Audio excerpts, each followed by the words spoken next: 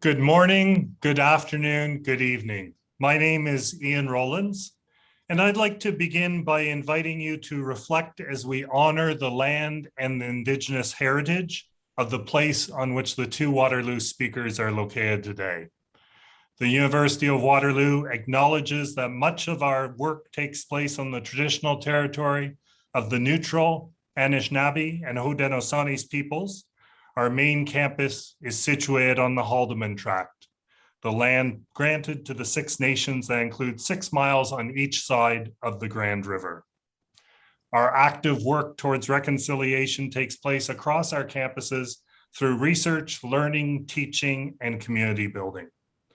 On behalf of both myself and my fellow panelist, Roy Brower, I make this acknowledgement, recognizing that it's only part of a commitment to reconciliation. And I commit to do more, and I invite you, wherever you are in the world, to reflect upon issues of importance to you today. Next slide, please. And I'd like to say welcome to our session, where we're going to focus upon sustainable, adaptive water management. And in particular, we're going to examine the contributions of interdisciplinary approaches and intersectoral collaborations. And I'm so delighted that we have such an esteemed group of panelists to join us today as they share some of their experience and knowledge with you. And indeed, to catalyze your own contributions, we'll encourage you to use the chat function during the question and answer period. Before I introduce our speakers and let you know how things will unfold, let me invite you to answer a couple of questions. Next slide, please, so we know who's in the virtual room with us today. And Sarika, could I ask you to put up the first polling question, please? And it's a question of just where in the world are you now located? Our host Chile, Brazil, where some of our panelists are based, Canada, where I'm sitting today, United States, the rest of the Americas, or the rest of the world. So please vote now, get a sense of who is in the audience.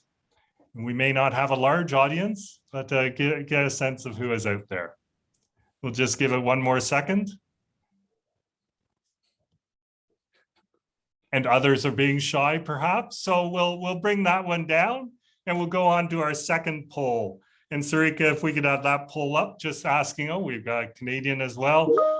Second poll asking you about your employment and asking you as to, show up in just a second. I think it may be there already. And the poll, we'll bring up the second one. What best describes your employment in higher education, in other education, in NGOs, in industry, government, regulatory, or other? We'll give you a second just to respond to that. Our audience is being shy again.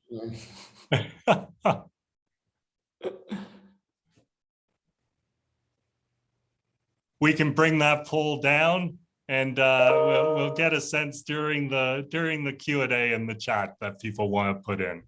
So thank you for that. And it gives me pleasure now to introduce our panelists. I'll just say that I'm Ian Rowlands. I'm Associate Vice President International at the University of Waterloo, where I'm also a professor in the Faculty of Environment. And I'm joined today by Luciana Martin Rodriguez Ferreira, who's the director of the Geosciences Division of the Environmental Research Institute, Secretariat for Infrastructure and Environment with the Sao Paulo state government. Welcome, Luciana. I'm joined by Ricardo Harada, who's professor at the Institute of Geosciences and director of the Groundwater Research Center at the University of Sao Paulo. Welcome, Ricardo. And joined by Roy Brower, who's the professor of economics and the executive director of the Water Institute at the University of Waterloo. And welcome to you, Roy. And if we could have the next slide, please. We're going to have 2 rounds of comments and then some questions from the audience. So do use the chat function that should be in front of you on your Zoom page. And I'll be keeping an eye on that. And during the latter part of our presentation, our session today, we'll come to your comments and questions as well. But now let me turn to Luciana and go on to the next slide for her first round of comments. And Luciana, welcome to you, and the virtual stage is yours. Thank you, Ian, Roy, and Ricardo. Good morning, good afternoon, good evening. I am a researcher of the hydrogeology group at the Geological Institute, recently named as the Environmental Research Institute, API, linked to the Secretariat for Infrastructure and Environment of the state of São Paulo, joining also the Forestry and the Botanical Institutes. As the director of the IPA's Geosciences Division, I will present here the actions carried out so far by the Geological Institute, which were incorporated into the new institute.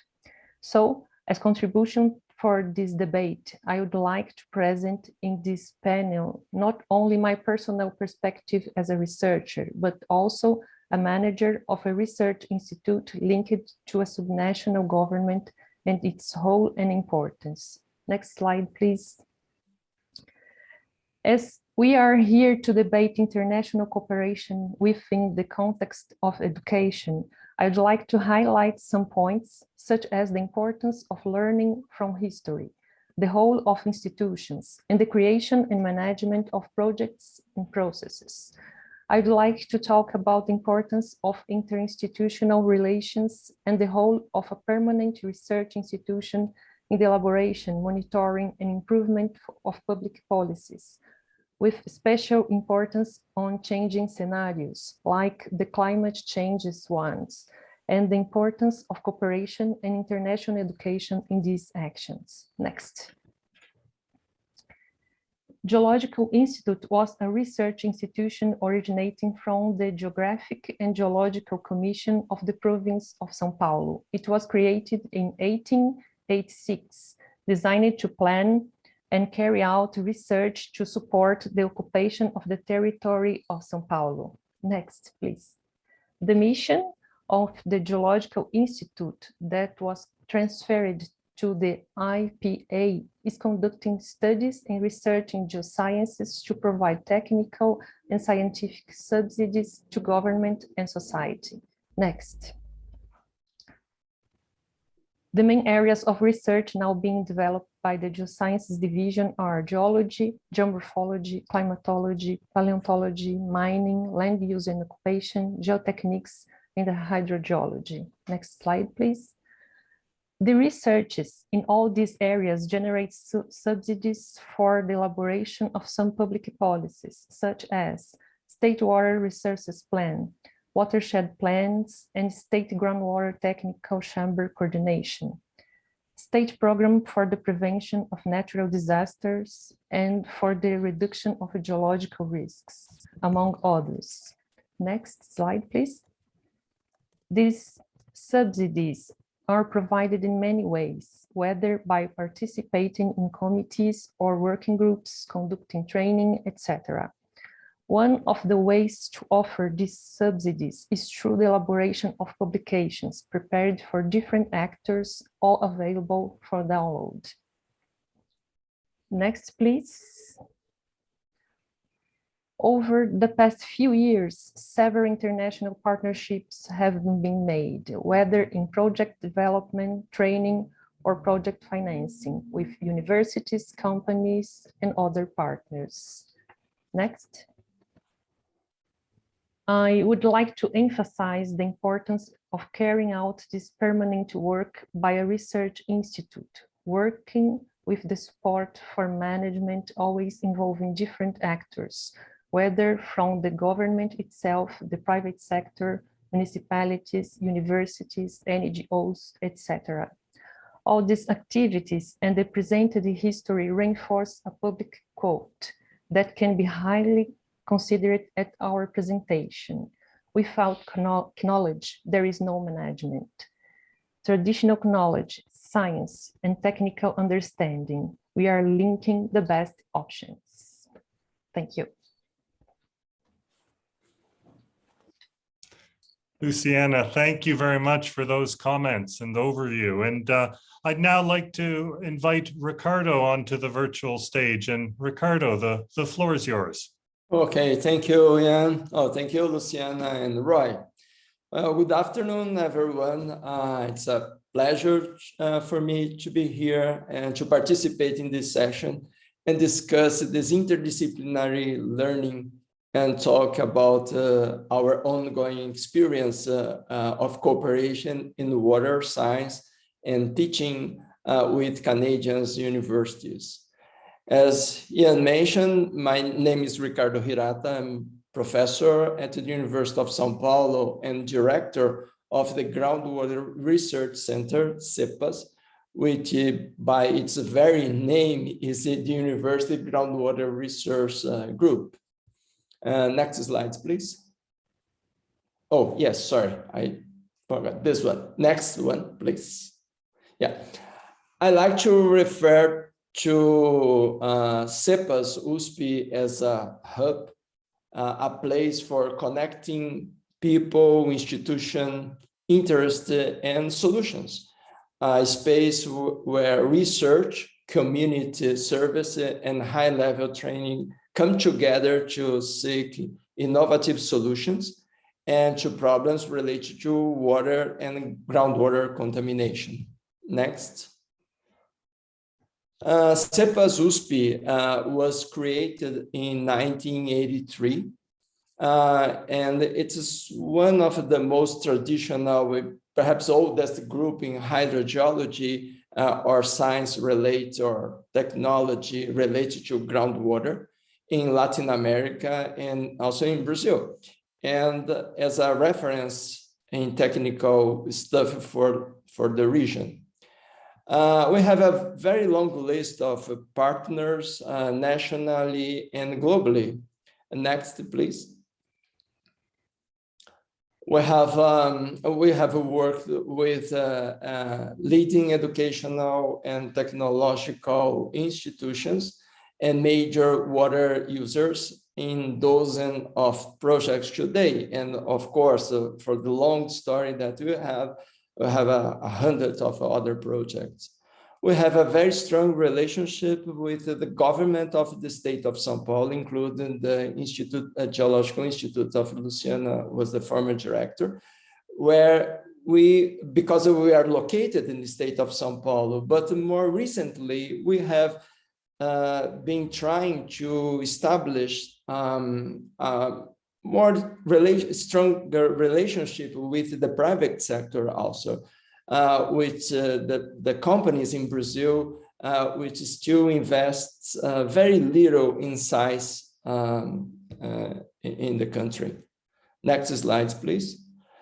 But CEPAS also has been a connector to the international partners and try to bring solutions for everybody, include for us in Brazil and also for Latin America, because we have a very good relation and cooperation with another Latin America countries.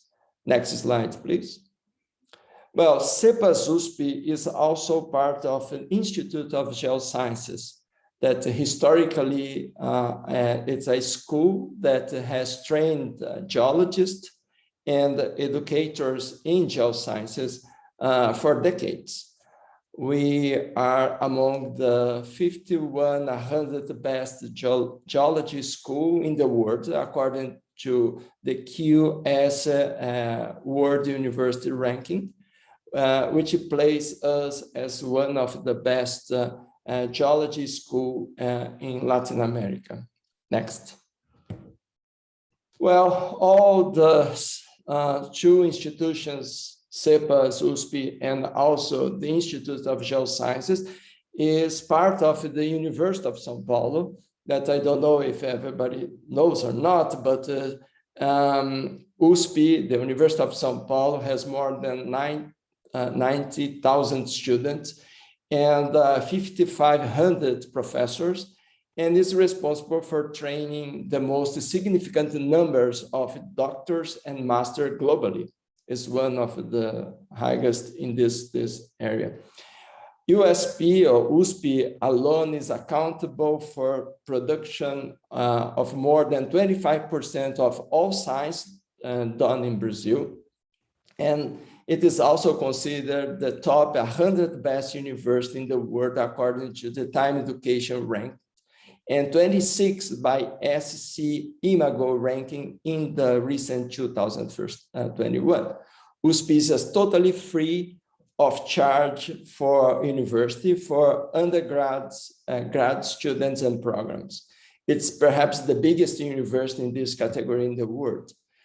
Consider its history, it is still a young university, 70 years old university, which seeks to open up to the world and becomes increasingly more international, receiving more students. We receive a lot of Latin American students, but now we are trying to get more and more students for the other countries. Thank you, Ian. Ricardo, thank you very much for that overview. And I'd now like to pass it over to my colleague, Roy. And Roy, the virtual floor is yours. Thank you, Ian. And like Luciana and Ricardo mentioned, I'm very happy to be with you here this afternoon as well. And thank you, Ian, for giving me the floor. Maybe let's turn to the next slide, please. And maybe the next slide. So I'm in the University of Waterloo, just like Ian, and I'm the executive director of the Water Institute here at the University of Waterloo. My background is in economics, and I'm also very grateful for the opportunity to tell you a little bit more about the institute here on campus. So the University of Waterloo is a medium-sized university here in Canada. And it distinguishes itself from the other universities here in Canada in that it is already for 3 decades the most innovative university in the country. And the university is organized in such a way that besides having faculties and departments, it also invests quite heavily in a number of key focus areas, including cybersecurity, artificial intelligence, but also water. Already for around 12 years, there is this Water Institute, and you can see the website here of the Water Institute on the top left corner of the slide. Next slide, please. Where we are trying to bring together people, professors, their students from a wide variety of different disciplines. We have a very strong belief in a holistic view in addressing and solving global water challenges, the need to bring multiple disciplines together to address these challenges, not just looking at the hydrology or the engineering of the water, but also the people that are living in the watersheds that use the water for all kinds of activities, the industries that use the water. We strongly believe in innovation, technology innovation, but we also recognize very clearly the need to change behavior and institutions to promote the sustainable use of water. That's our vision. And the work that I do here at the University of Waterloo is basically to facilitate and accommodate multi-interdisciplinary, transdisciplinary research. We want to excel in research and education, but we also want that research and education to be meaningful and impactful. And we pride ourselves a little bit in training the future generation of water managers here in Canada and elsewhere. Next slide, please.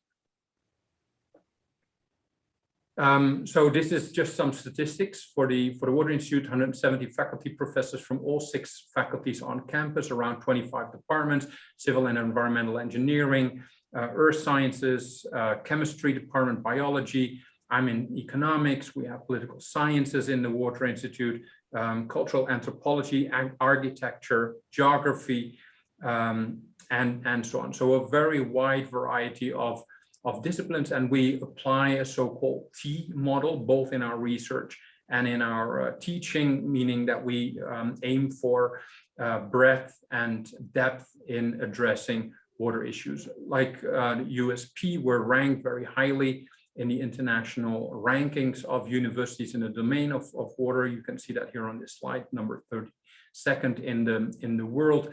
And we have a very large number of water grad students associated with the Water Institute. Next slide, please. And we focus on three I's in the Water Institute: innovation, which is, it's so to say in the DNA of the University of Waterloo; interdisciplinary; and internationalization. Next slide, please. To start off with innovation, we challenge our students constantly through different ways. And one of those ways is organizing innovation competitions, also called aqua hacking, where student teams are put together in addressing a particular problem. So here we have the Great Lakes. 20% of the freshwater resources on this planet are found in this part of the world. And the lakes are polluted. They're facing a number of challenges, and we challenge our students to come up with real solutions when it comes to the management, the sustainable management of these Great Lakes.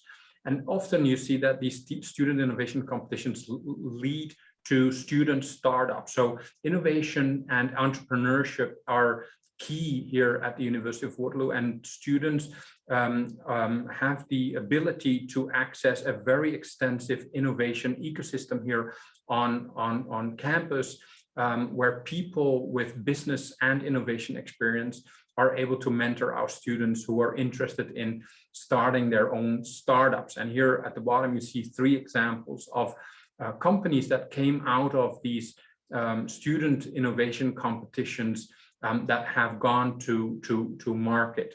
Next slide, please. Interdisciplinary is very important. So we believe that these global water challenges, water scarcity, water pollution can only be addressed by a combination of different disciplines. And that is reflected in the way we train and teach our students. We have the collaborative water program here on campus, where students from engineering, science, arts, environment learn how to work together in different teams. And we are guided in setting up these education programs by job outlook surveys, for example, that identify that problem-solving skills of students and also the ability of students to work in teams are considered among the most desired attributes of students when they go to the when they finish their education and go to the labor market. Next, click one more time, please. And we have a lot of stories from students to support the success of the collaborative water program. On the right-hand bottom side, you see myself with my economics students, for example, visiting a wastewater treatment plant where they learn everything there is to know about the engineering of those treatment plants. Next one, please. And the last bit for this round, Roy? Yeah, I'm almost done, Ian. Thank you. So I'm at the last slide here. International. We strongly believe in being part of international networks of centers of excellence, if I may call it that way.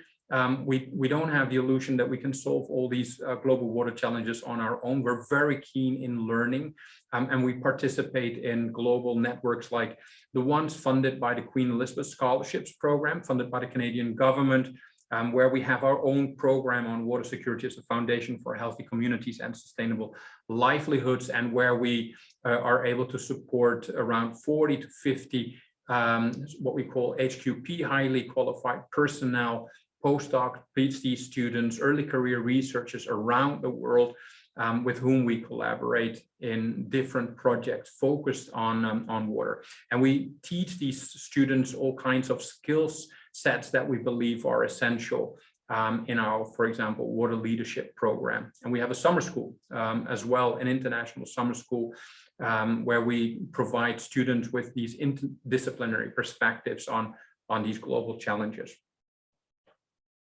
Next slide, please. I think that was the last one. And we have a very big self-organized student associations called SWIGs, Students of the Water Institute. And here you see a couple of examples of the kinds of activities that they organize.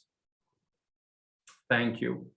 Great, Roy. Thank you very much. And wonderful in this first round to hear about the outstanding work done across the three domains that our speakers spoke about. And now I think you're getting a sense of this foundation and collectively interdisciplinary, intersectoral, international. And now in this second round, bringing it together a bit more. And I'd like to start by calling Ricardo back up to the virtual stage to share some thoughts. Ricardo, it's all yours. Okay, in this second round, I want to share a successful and ongoing experience between the CEPAS USP and the University of Waterloo. Well, going back to the 1980s, the hydrogeology knowledge here in Brazil, in the country, was quite incipient. I think that is the same for the rest of Latin America. In some regions of the country, there are some few studies, but very regional studies, and with very few professionals that working there and here and there. The understanding of the need for more modern hydrogeology that could, above all, face the challenges of aquifers contaminations led CEPAS USP to approach to the University of Waterloo.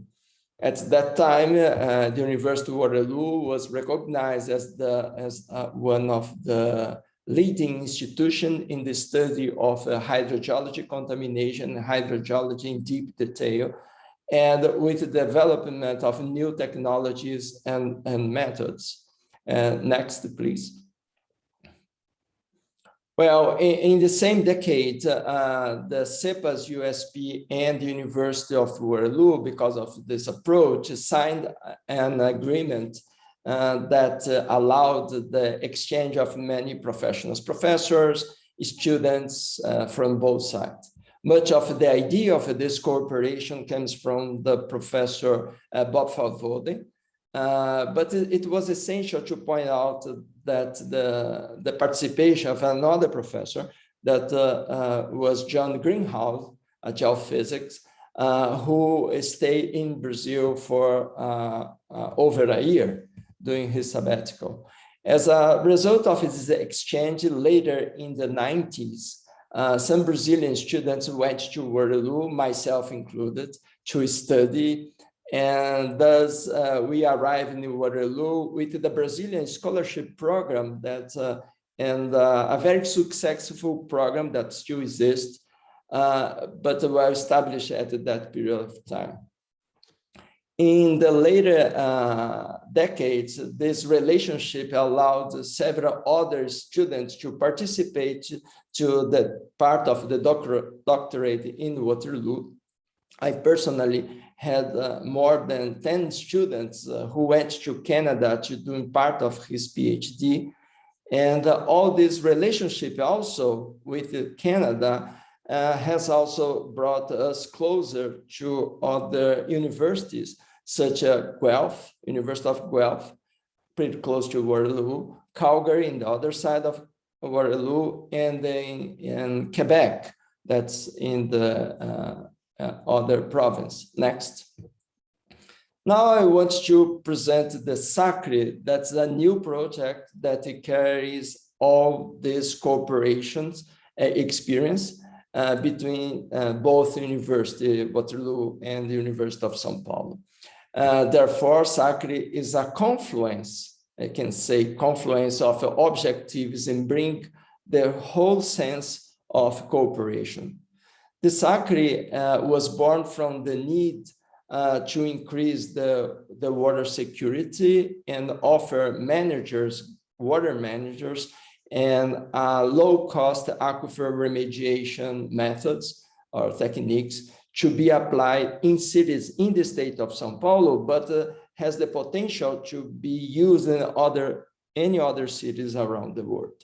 SACRE's objective is to create a new hydroeconomic hybrid solution to reduce the water vulnerability of urban and rural areas, integrating into unprecedented fashion classic and innovative engineering, management, and nature-based technique solution.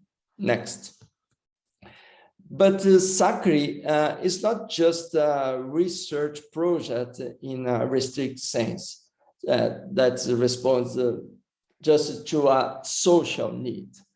One of the greatest strengths of the SACRI is to involve many institutions that act in water resource in the state of São Paulo, including universities. The main universities is part of this project. Government agencies, almost all São Paulo state government agencies participating also in this project in association with our international friends and colleagues from Waterloo, but also from Japan, from Hiroshima and Okayama universities. The São Paulo Research Foundation, the FAPESP, funds SACRI, and it is just, the project is just starting. I signed the contract just 2 years ago, and I'm still waiting for the credit card to start spending the money. Next, please. Well, briefly, I like to tell you what we learned from this ongoing fruitful relationship. I think the first is the key people. Sorry, I think it's the previous slides, please. Could you? Yes, this one. Yeah, thanks.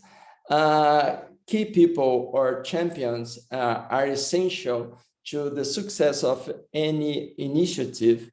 Thus, we see that the cooperation projects occur more through the action of these champions than the institutions itself, especially in the academic environment where the professors have a lot of freedom to act.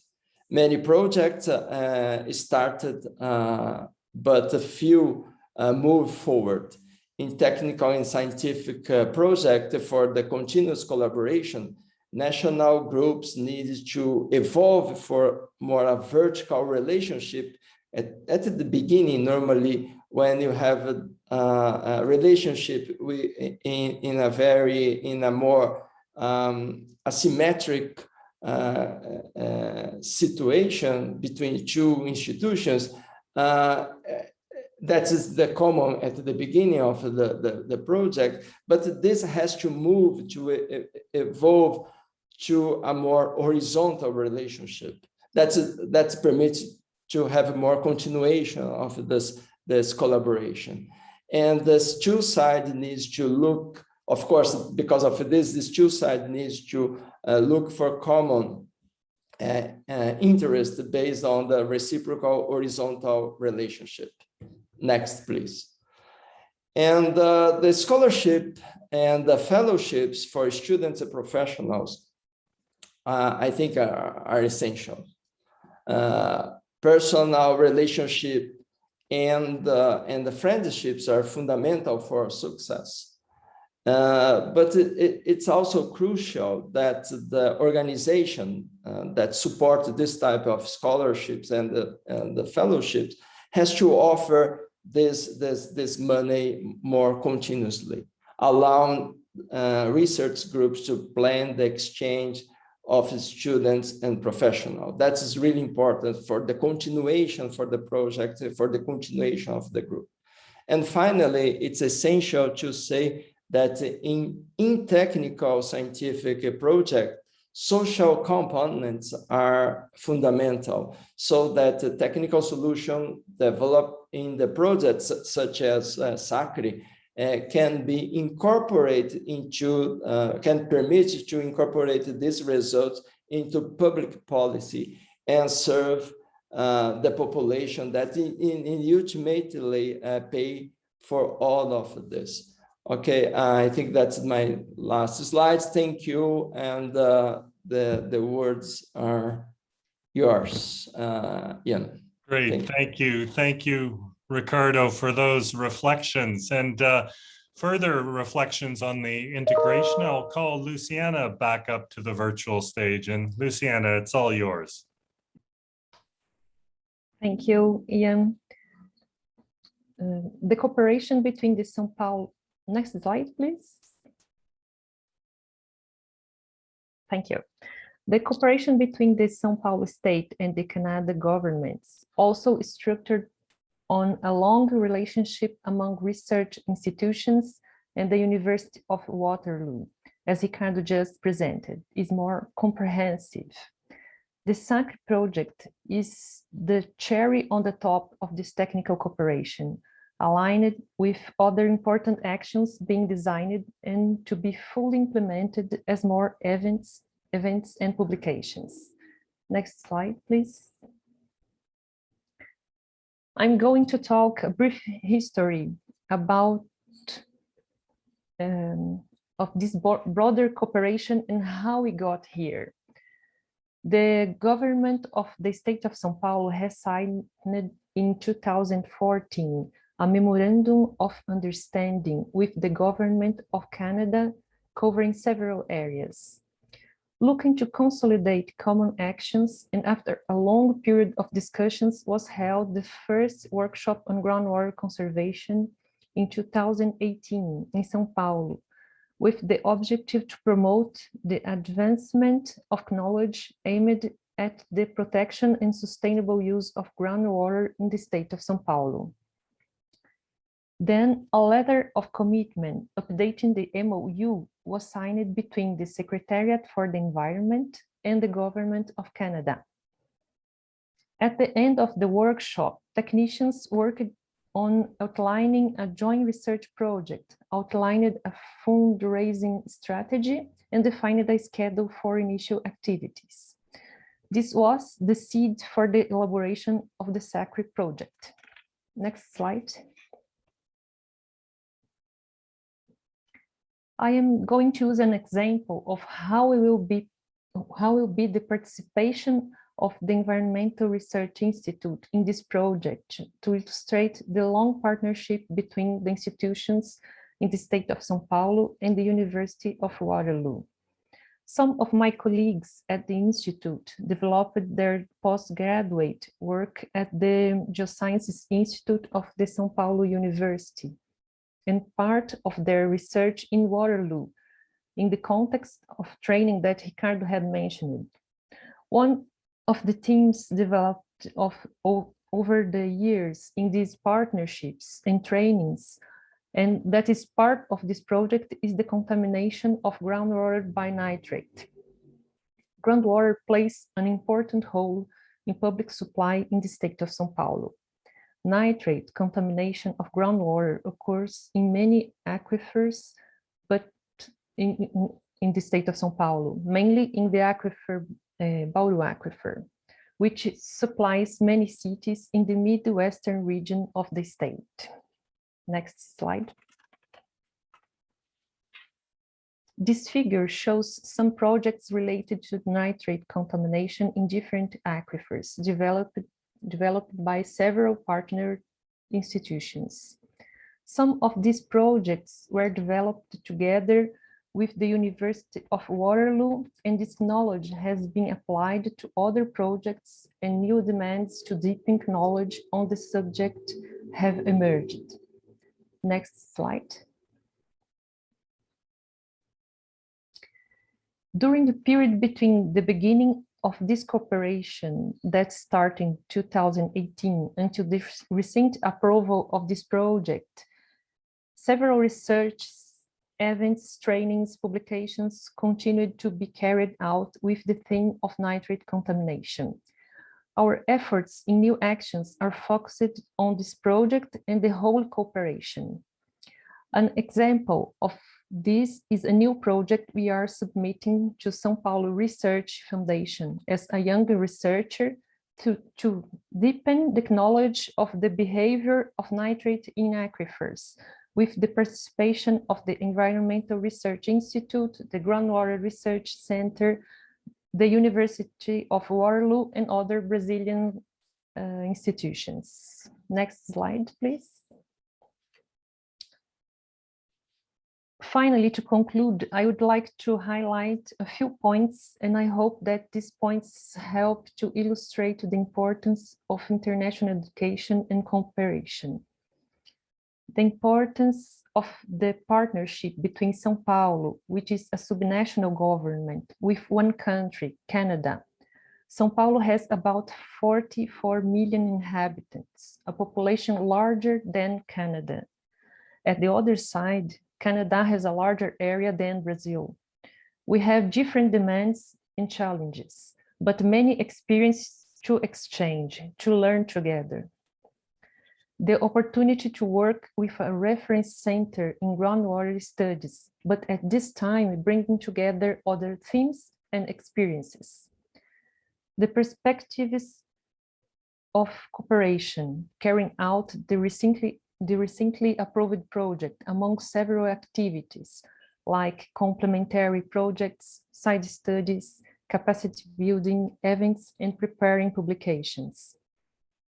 The possibility of bringing together several research and teaching institutions in the project in other activities. The possibility of applying the project results in other regions, realities, protected areas, considering also other aquifers and watersheds in the state of São Paulo. Thank you, Ian. Wonderful. Thank you, Luciana, for those reflections. And as I invite Roy back to the virtual stage, I'll just say to our participants, feel free to put any questions in the chat function. And after Roy's comments, I'll kick off with a question or two, but also be looking for yours that you want to pitch in. And with that, Roy, I'll turn the virtual stage over to you. Thank you, Ian. I'm just trying to find the slide deck now. I cannot see the slides, I'm afraid. Maybe I'm looking in the wrong. Can you hear me? Sorry, that's it's the one that's international collaboration, lessons learned. Yes. And it's got phrases like champions, entry points, and so on. Yeah, I'm just maybe I did something wrong. I only see the overview of the participants. I don't see the slides. Okay, I'll Oh wait. Sorry, if you could share the slide in the chat. Wait, I think I have it, but for some reason it doesn't really show. We'll try and put it in the chat for you. I got it, I think. I think I'm good. Thank you. Sorry for this. Excellent. All yours. Thank you, Ian. And so the overviews that were provided by Ricardo and Luciana are very helpful in this last short reflection on the international collaboration. So as Ricardo already pointed out, there is a very long collaboration between the University of Waterloo and USP, the Groundwater Institute, and the groundwater research in USP, but also in the Institute for Geology that was led by Luciana, and it's very important to have these prior relationships in establishing future collaboration, and now in particular in this new project called SACRE that was presented by Ricardo. I just want to very briefly go back to this storyline that Ricardo initiated. So groundwater was a very big thing in Waterloo in the 1980s, 1990s. And what the University of Waterloo managed to do, in my view, is to move along with the changing demand in society by policymakers, in particular, by integrating other relevant disciplines in groundwater science, in particular social sciences. And just to illustrate this, the first two directors of the Water Institute here at the University of Waterloo, they were groundwater experts. They were experts in hydrogeology. They came from the Department of Earth and Environmental Sciences, and then they took the risk to hire an economist, that's me, to head the Water Institute. And it's a great reflection of how science has also evolved over the past decades in trying to make it as meaningful and impactful as possible by integrating these social sciences, but also to focus on this more horizontal integration that Ricardo was talking about. So as we do in this new project called SACRE, the work that we do here at the University of Waterloo is highly transdisciplinary, as they say, and we also train our students in learning how to work and collaborate with end users of the science that goes on in these different research centers here in universities, but also the research centers in the environmental secretariat, or the research centers that support the policy and decision making in the environmental secretariat in the state of Sao Paulo, and also the way Luciana was illustrating how confounded and how connected the work in the environmental secretariat nowadays is already with academic research. That is the way you see more generally also globally how people try to increase the impact of investments in science, engineering, and to ensure that the results are policy relevant.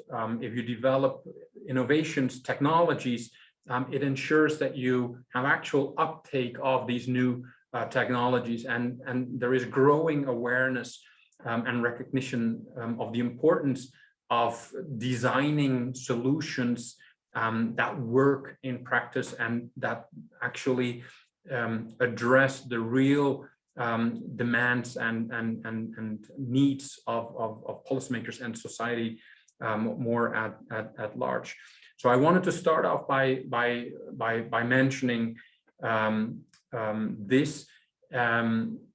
I think Ricardo already pointed a little bit to this need for having champions, that you know, there has to be a clique. You have to have like-minded people. You have to have like-minded institutes also that are genuinely interested in working together, but also interested in working across disciplines and who see the value added of interdisciplinarity in research and in education. And I personally have a very strong research-based teaching philosophy. I think it's very important that our students know the theory, but I also think it's equally important that our students understand what they can do with the tricks and methods that we teach them in practice. And so this collaboration that Luciana and Ricardo are talking about, this decennia-long collaboration between universities, but also between state organizations and universities,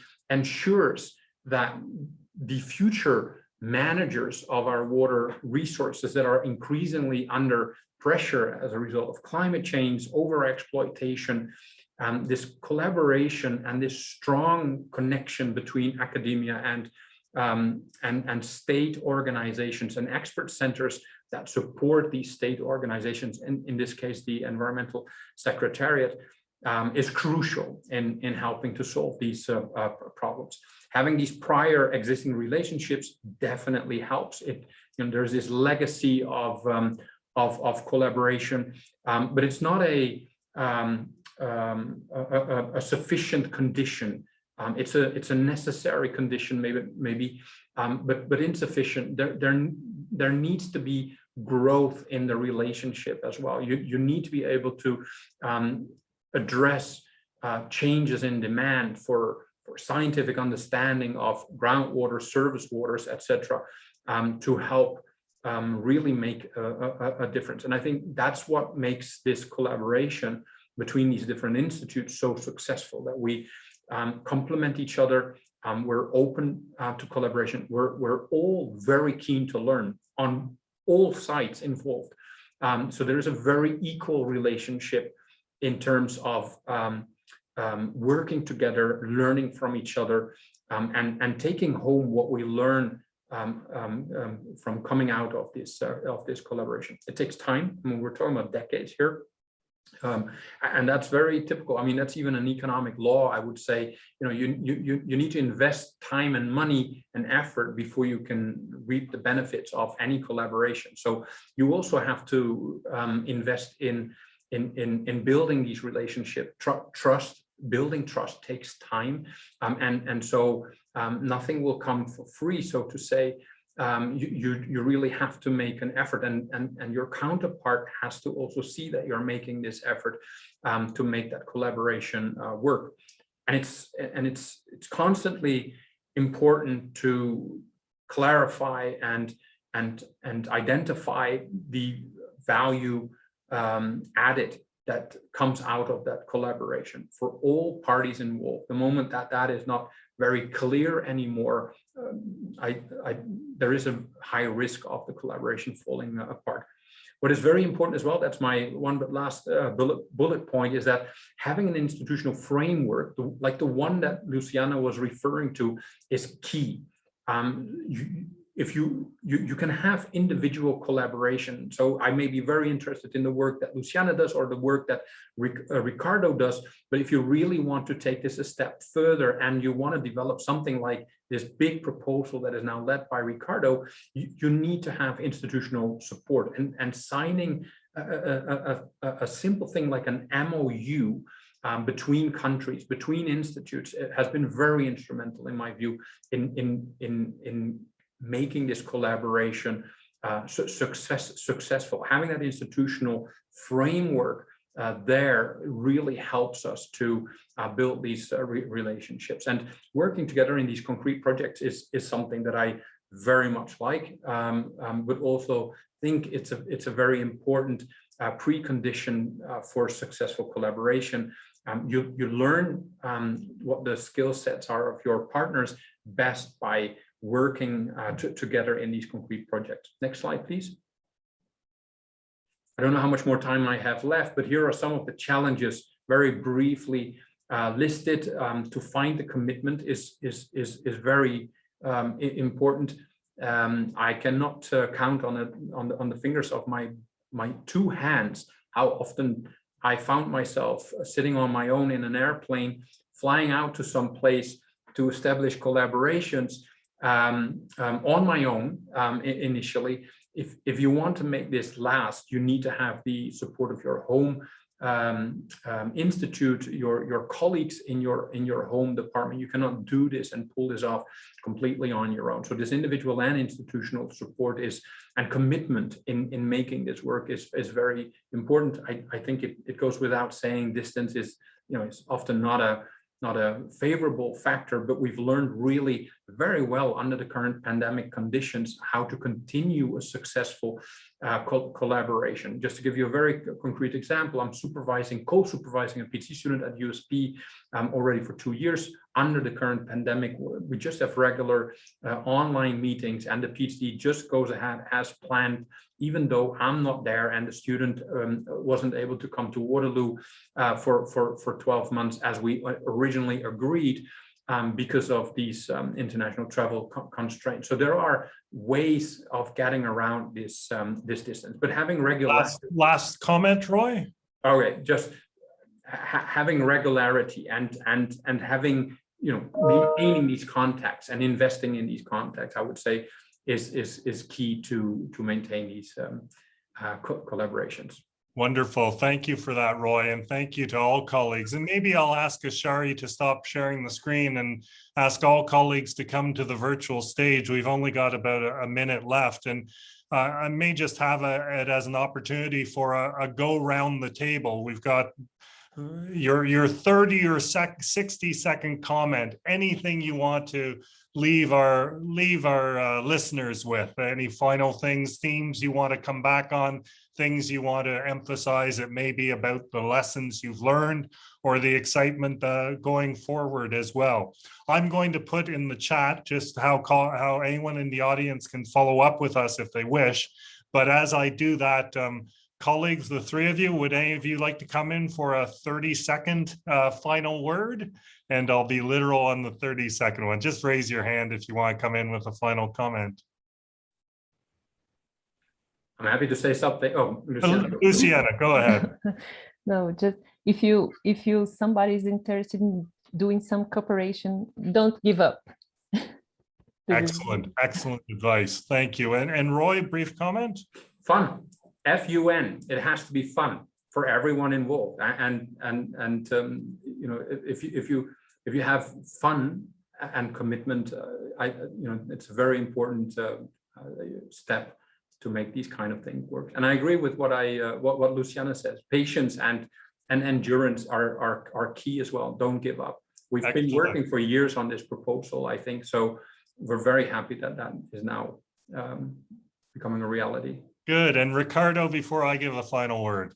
Yeah, just to be very short in one word, friendship. I think that is really, really important.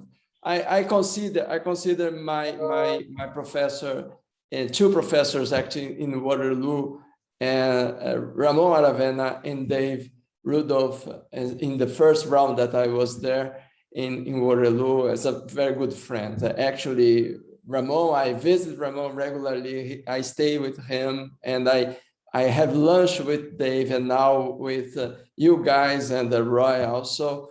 And that's, I think, it is part of, or the secret of the success of this project. And the Sacri, I think, is the continuing, you know, relationship among people, not just from our side, but from your side too. Okay, just to be very short.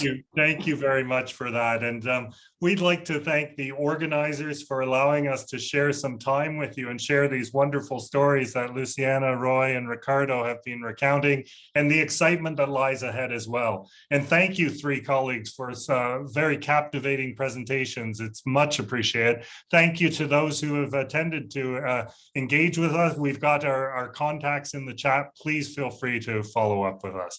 But we're at the end of our time, so I wish the best to everyone. Have a good rest of the day, and do feel free to reach out to us. Thank you all. Okay, Take care. thank you all. Thank you, Thank Ian, you. for in the session. Bye-bye. Bye. Bye. Thank you.